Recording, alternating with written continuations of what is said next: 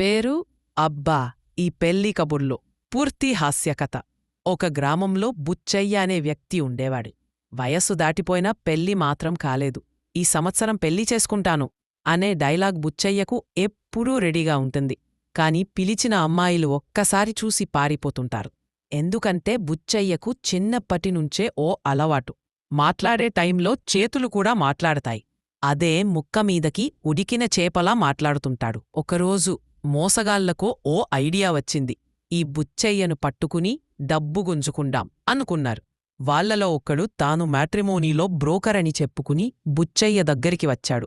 Broker: ఒక ముద్దుగుమ్మ ఉంది sir, ఎక్కడా అలాంటి ఆఫర్ రాదు, కానీ చిన్న షరతుంది. బుచ్చయ్య: షరతా? ఏం పర్లేదు, డబ్బే ఇచ్చేస్తా.